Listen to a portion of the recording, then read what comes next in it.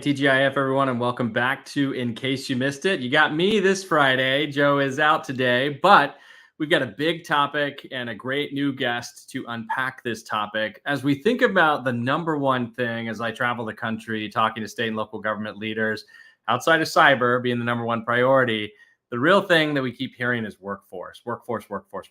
Agencies have constraints, they have challenges, they're trying to figure out new creative ways to tackle this growing challenge, and the reinforcements are not coming. So today we're going to dig into reimagining the Govtech talent pool. Now, a few weeks back, I had the opportunity to meet our next guest, and as a Gen Zer, his expertise and ideas around this, as well as many other things, really stood out to me.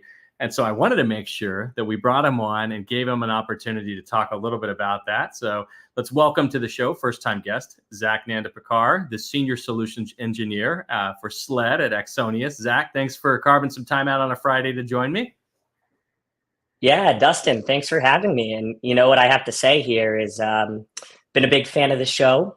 And it's pretty crazy to I've done a couple of podcasts before for you with you guys, notably one with the CIO Denise Riley Hughes for the state of Vermont was nice enough to kind of do a risk scoring podcast with me. But I have to admit, being able to follow some of the legends of the industry, as I would like to say, such as Jennifer Palka and Marina Nitsa on this podcast, this is new. So this is going to be pretty cool.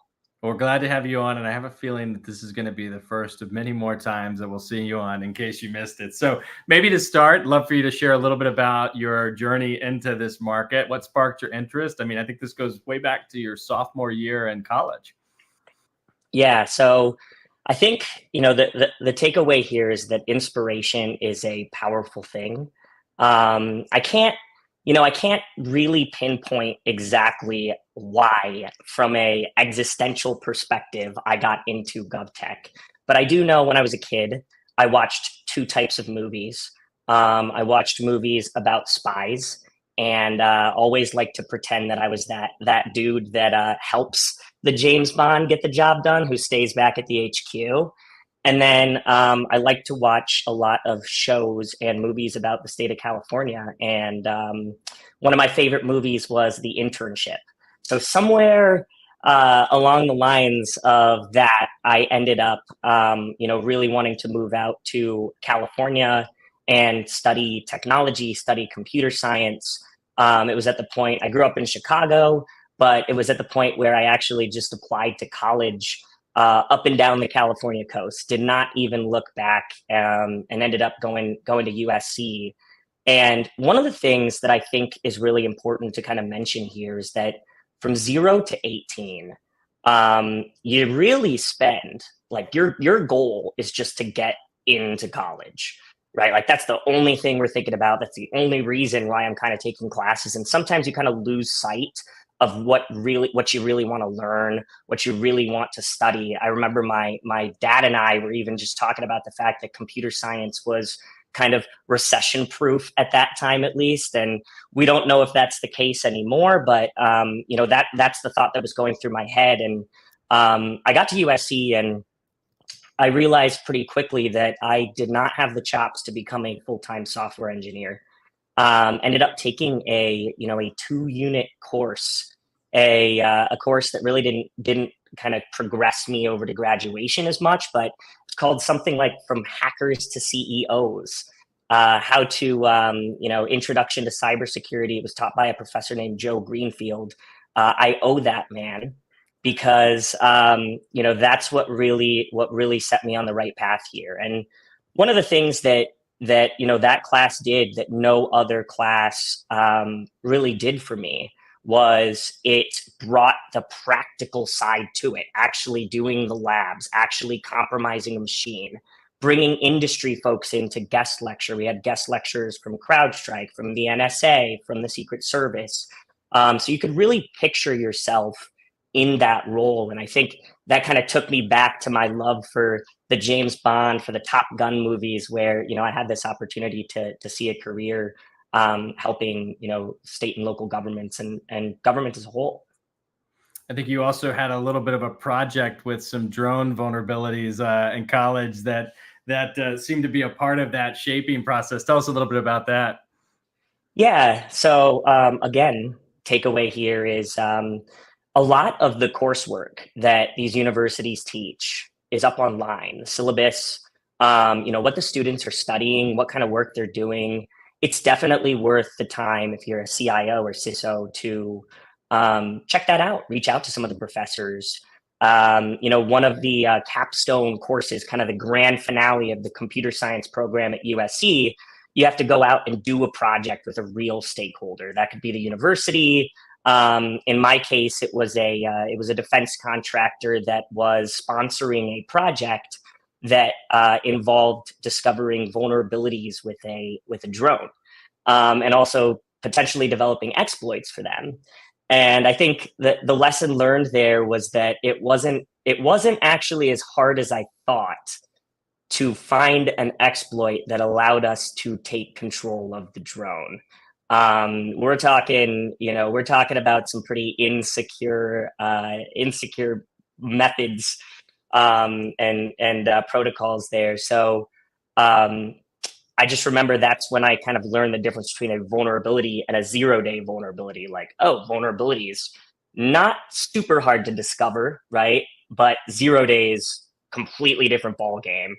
And I actually discovered that defense contractor had done that project year after year, and the same one that we discovered was discovered in the past, but it was still amazing practical experience. Yeah, I love it. Good takeaways and good opportunities there for my my government fans that are watching right now to plug into the university system. Now, your journey in the GovTech industry began kind of 5 months post graduation. You took a senior role at Tanium.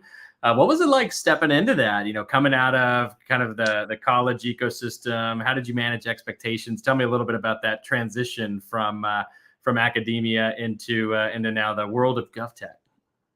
Yeah, it was a very lucky match made in heaven for me my junior year, where I was looking for job opportunities, and an opportunity came around to intern at Tanium.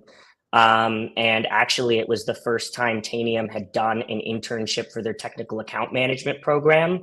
And it's technical account management is certainly a job that requires a level of experience, right? I think the only way I was able to actually make progress and get better was to just be kind of thrown out there into the fire, thrown out there into the wolves, right? Yeah. That was pretty intimidating at the beginning. Like, I remember my first customer. I was on a train to Sacramento. I was nervous, hands shaking. All I had to do was just have a meeting and answer some questions. And when I got with that customer, I actually was able to answer 80% of the questions that they needed, right? I just needed backup on the last 20%. And that kind of held true. I was able to prepare, especially when we're talking about state and local governments, where I didn't have knowledge to walk in cold to these meetings. I was able to look things up like the digital government plan, the state cybersecurity plan for the state of California, NIST 853, CISA requirements, and just do some preparation there so that I could walk in a little bit more prepared to these meetings. And I think the takeaway there is that, we can handle 80% of that work, but there is, some 20%, 10% where having someone to back you up is good. But, getting out there, getting in front of it was the best experience I could have had. And I'm pretty grateful for Tanium for giving me that opportunity. Now, you've had, a lot of success since you've been in market. You notably also won a really key NASCIO award, and, NASCIO, major organization, all of the state information, officers. So tell me a little bit, and this was relevant to a cyber risk project you did in Hawaii. So tell me a little bit about that project and what you did. Yeah. So Dustin, I hate to do this to you, but I'm going to answer this a little bit like a politician, where I address it a little bit and then I go off and answer a slightly different question that I think is more important. No, just kidding. So, that I want to start by just kind of real quick highlighting what an amazing culture the state of Hawaii, especially the enterprise technology services, Doug Murdoch and Vince Wong have built. And, I was helping them out as a TAM.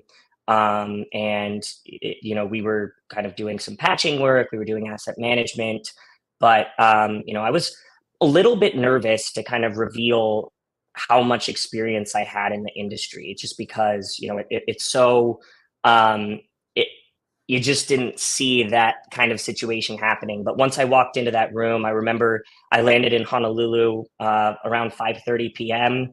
and I went straight there to see if we could just get started, because I was like, I'm going to need all the time I can get. And you find that the team is operating like a startup. And I say that with with the connotation of super hardworking, willing to help each other out. It's like this tight knit group that's just supporting everyone. And they kind of took like me as the vendor. They took me in, and I remember meetings that went on 3-4 hours. And not to say that it's a good thing to create 3 to 4 hour meetings, but we were just testing ideas. For me, that Vince had principles, right? He had a culture that he was building rather than these strict policies. And the number one thing was, if you're going to break small, test a lot, right? And we saw testing as more of a diligence thing. If we were willing to test and make sure that things were working, redundancy, we were allowed to kind of try some new ideas in there and see how we could innovate. And that's how that got created. A lot of stars have to align for this too. You have to get executive buy-in. So we really worked together on this type of a project where Vince just said, I like the idea of risk scoring.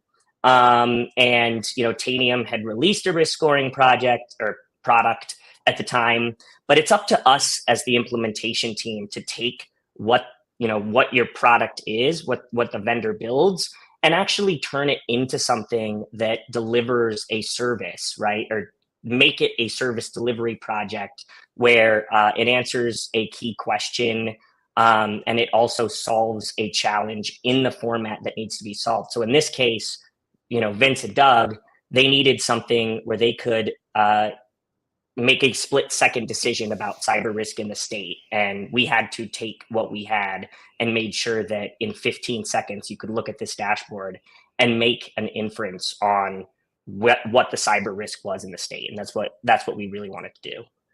Love it. Data applied decision making. So now let's kind of shift gears and talk about this workforce challenge. And, kind of as a Gen Zer, I'd love to get your take, from your perspective, what are those key attributes that Gen Z bring to the government, kind of GovTech sector? We'll start with that one. Yeah, so I will go practical with this one. I'm trying to look for the answers that are not in the existing stories, not in the statistics. So I have four. First one is passion and energy. I put those two together. You could look at those as separate ones, but for us, we're coming out of colleges, universities, or maybe we're coming out of programs that have inspired us. For me, my experience was I started to work on these projects and I started to feel like I needed to go a little bit further to really deliver good service to my customers. While I was working on some of these projects with the state and local government customers that I was a TAM for at the time, that's when I started to read books like Recoding America, Citizenville, Hack Your Bureaucracy were three notable ones. I'm still working on that one. That one's a little bit of a when I need that situation, I'll go through the table of contents. Exactly. That kind of leads into the number two for me, which is time. We have, and coming out of school, right? That's when we have the most time that really we may have. So, these things like testing and the willingness to perform unit tests to push something across the table, the ability to go off and create a slide deck that presents the project in a way that, would normally be a little bit too much for the project's requirements, but may communicate that project a whole lot better. I think, it's not something that we want to put on people necessarily to go off and work beyond the hours that you're supposed to be working, but some people do want to do that and will, and they have the time for it. And then finally, the incentives. So, for me, when I made the transition to Axonius, I, you know, I have two things going on here, right? It's not just financial incentive for me, but I'm just getting started in this industry. I cannot afford to, go off and sell something that's not going to work. I can't go off and afford to, not implement something with the same level of passion and care that I've been doing for my previous customers, because I got I got 20, 30 years left. I want to do a stint in the public sector one day.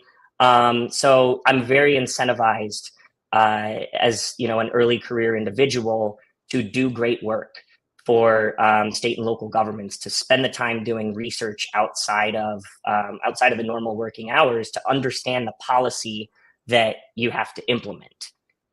So, for me, right, it's just any type of information that we can get about the end goal. How does Mhm. the product that you bought from us fit into the larger picture of your strategic plan, of your digital government plan? Um, Even taking us and putting us through the training with some of your team, I think we'd be willing to do that as well. So bringing us into the team. So those are my three: passion, time, and incentives.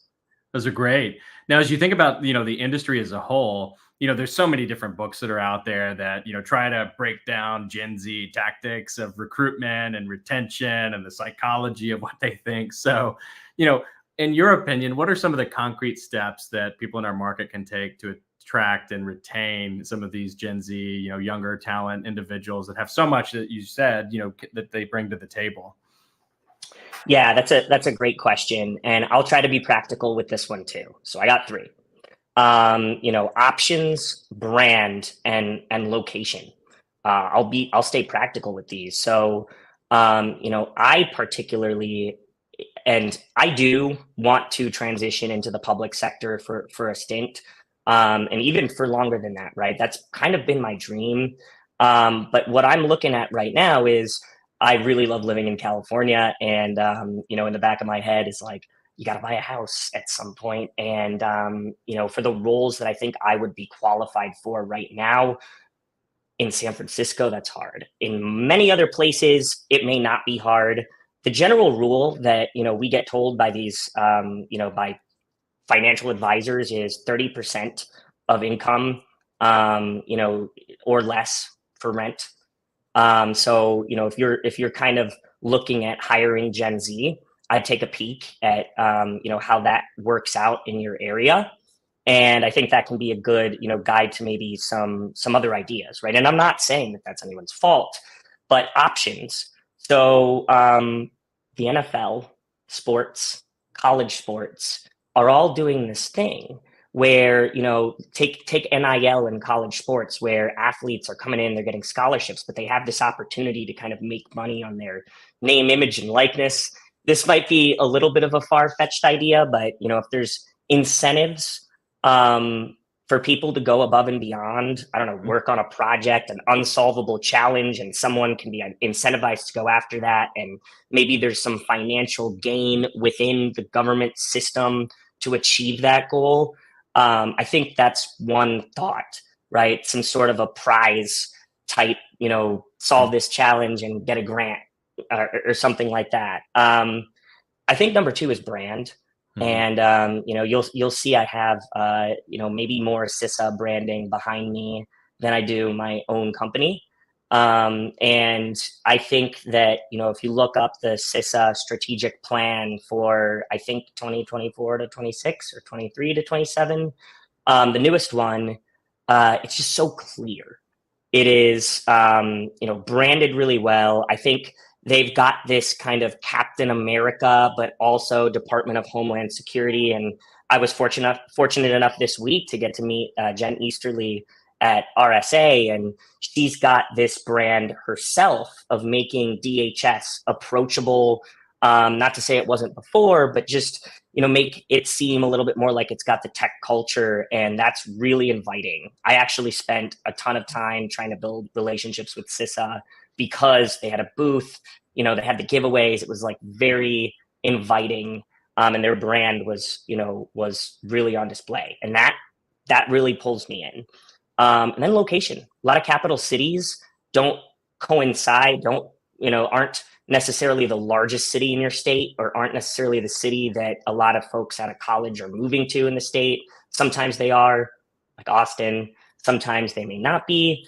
So, opportunities to kind of bring people in the big cities, right? An office in San Francisco for the state of California or something like that, or Chicago for the state of Illinois, New York City for the state of New York. That could just be an easy, quick way to do that. And city of Las Vegas, I have to shout out them. They had a fantastic idea for this, where they set up a co-working space called the Las Vegas Innovation Lab, where they united government technology employees with, the vendors, with just startup founders. And just by doing that, just by having that shared space, you have a lot of folks that are able to connect and share ideas, from the cutting edge of technology to, what the vendors are doing to what the, city is trying to do. I think that is a great way to do it. And I would spend a lot of time in one of those incubators if we had something like that here. Yeah, those are great ideas. Now, the other thing that I often hear is around empowerment, and that the newer generations are very mission and kind of social minded when it comes to what they want to do, but they also want to see the output of their input creating some value in society. So tell me a little bit about how you think government and industry partners should focus on empowering Gen Z employees to kind of make those real world impacts. Yeah, that's a great question. So, I think for myself, really making sure we reveal the why, right? Whether you have somebody who's Gen Z, who's on the contractor side or the vendor side, or whether they're within your organization, talking about the history of why we got to the position we're in, what the challenge is today from a very high level. I think that, to borrow a page out of Jennifer Polka's book, there's a little bit of a disconnect between who writes the policies and how they get drafted, and why I'm staring at a NIST 853 checklist. Like, that's something that I'd love to know how we got to that point. And it can give me a lot of additional context. I think, another thing that the private sector can do, right, is teach with case studies. Mm-hmm. So, we have this information online about digital government plans, challenges. NASIO hosts an entire website full of awards and projects that have been done in the past.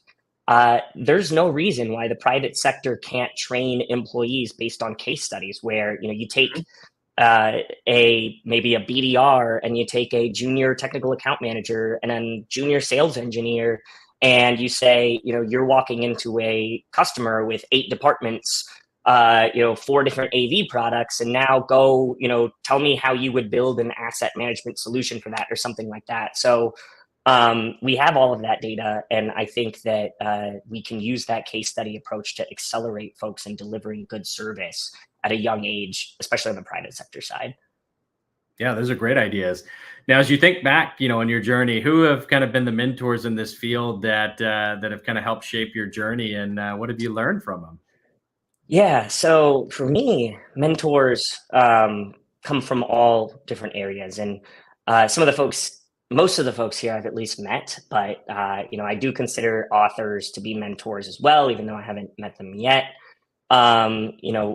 Starting with that have been customers of mine. So over, at the state of Hawaii ETS, Vince, the CISO, right? He's a customer. I work for him as a Tanium TAM, but at the same time, he actually was the most consistent authority figure for me across my entire time at Tanium. I actually had a few different managers, but I was working with Vince pretty much cradle to grave there, and hope to work with him again. So his advice, just the culture building there, I picked up a lot from that, and whether he knows it or not. And then, the same thing happened when I started to be exposed to the state of Arizona.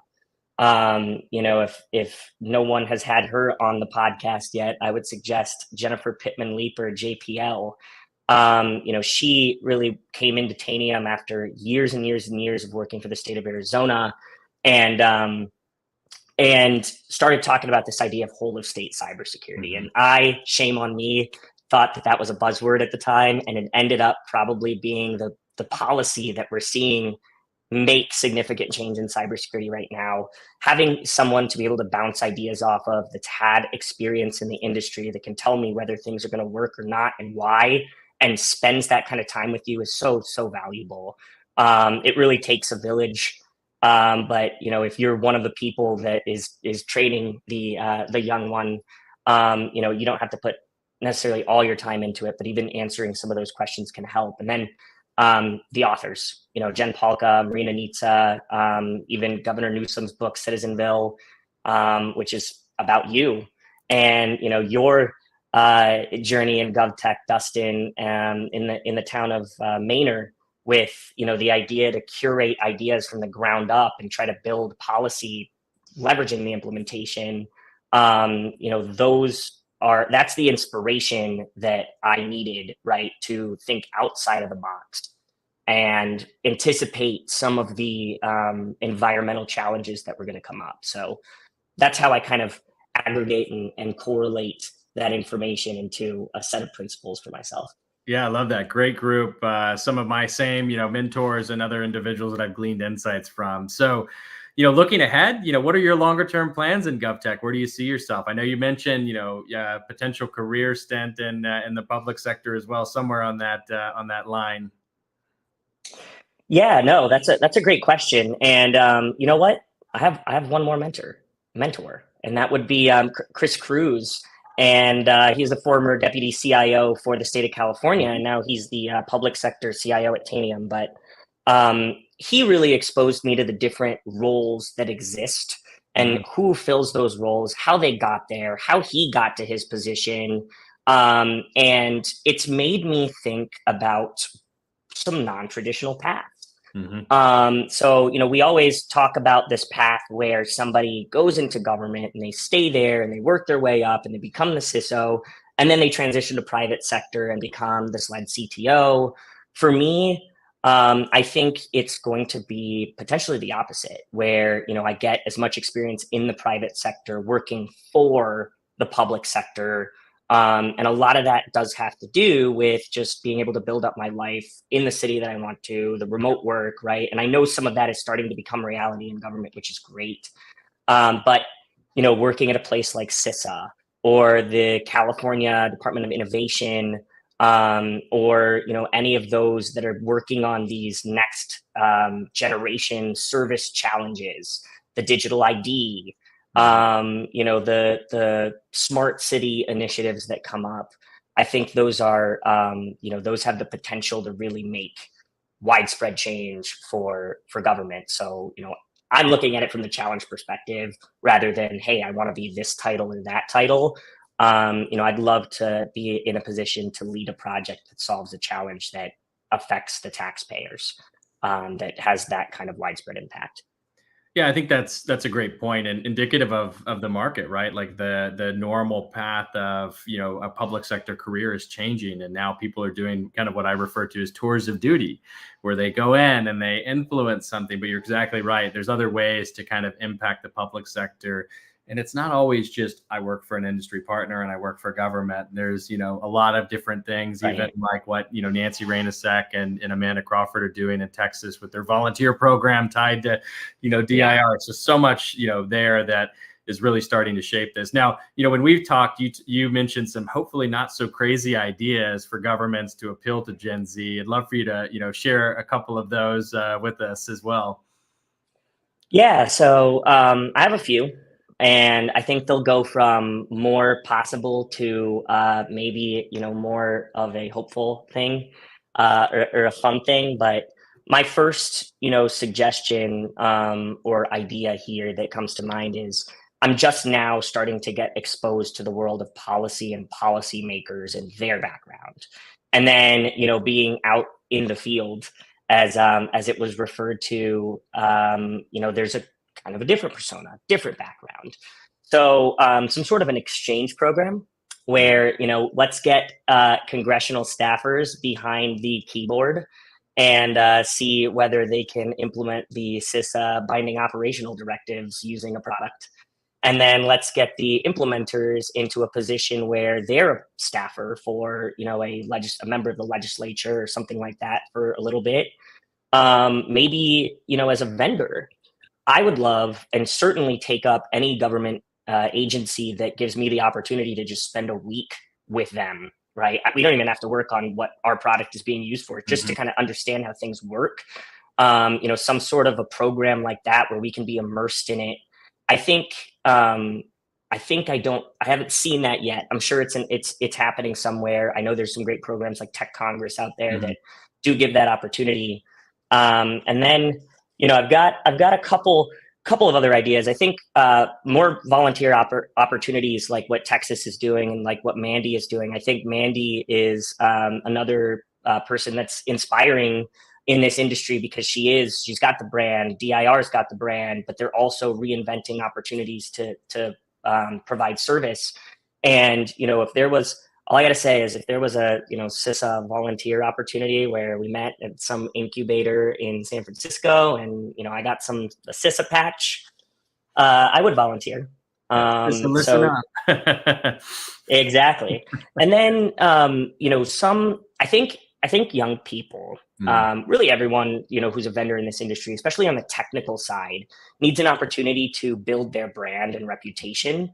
I really like what Salesforce does with that Trailhead website where you can earn badges. It would be kind of cool if, it wasn't tied to the company, but it was tied to the individual, and you can maybe earn a badge from a government customer or client if you really did go above and beyond for them. And that could be seen by others. So, those are my three ideas that love it. You brought some gamification in there as promised. So that's great. Now, if you could recommend one change that could impact how Govtech operates, what would that be? My big question for you today. One change. I think that it is going to be to bring together as many folks from the three different areas of service delivery that we have, right? So maybe this could happen at the next DGS, Dustin. That's all I'm going to say.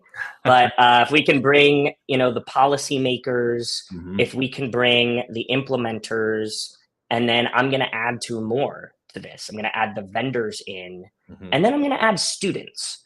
And, maybe do some sort of a tabletop exercise at a conference, or have some sort of competition or something like that where you mix and match the teams and everyone has to work together towards a common problem and just understands the different backgrounds that people are going through. I think we just need to mix the different folks, from those four areas together so that we can build more policy that's easier to implement. And students are exposed to what the problems are in the future and they can start to build their skills around that. And the vendors can start to build products that meet the needs of, government, state and local government, and these federated environments that exist within them. So I really think that melting pot, right? If I'm thinking of what we can do today, and what's accomplishable, that's what I put on the table. Love it. Connecting the ecosystem together. So tell me a little bit about what you're doing at Axonius and a little bit about, what Axonius does for the market. I know we didn't hit that at the beginning, but I would love for you to share a little bit and then we'll talk about where everyone can connect with you. Yeah. So, for starters here, I think going back to that reputation point, when I was, being contacted by a few companies that were interested in me coming over, I definitely had to do some research to make sure that they were in a good position to invest to make the investment in the sled business that they had to make. And Axonius demonstrated that to me. What Axonius does is, it's cybersecurity asset attack surface management. But if you can imagine this situation where, Department of Health has, or you have this policy, and take CalSecure in the state of California, And every department must have a patching tool, an asset management tool, a vulnerability scanner.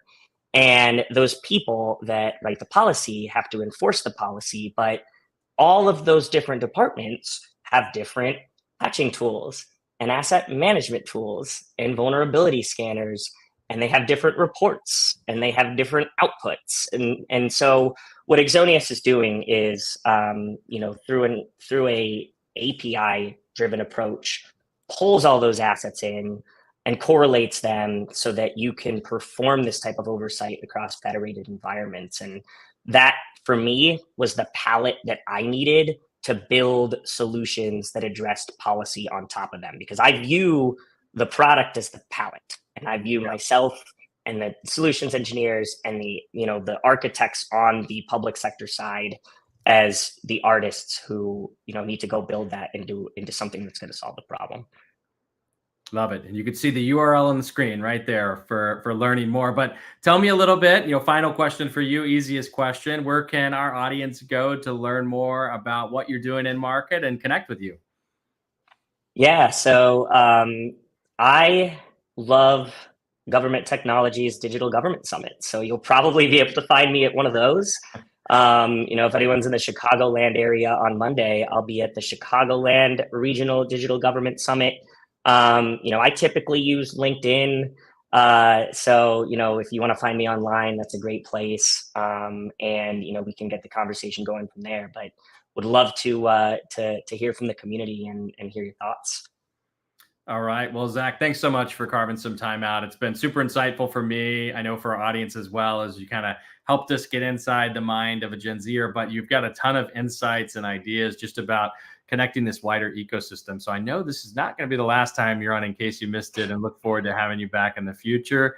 And thanks to our audience for hanging out with us. And you can definitely catch the recap on govtech.com in the coming days. This will also be available on your favorite podcast player in the next few hours. Have a great rest of your day. And Zach, thanks again for joining. Thank you, Dustin. Thanks to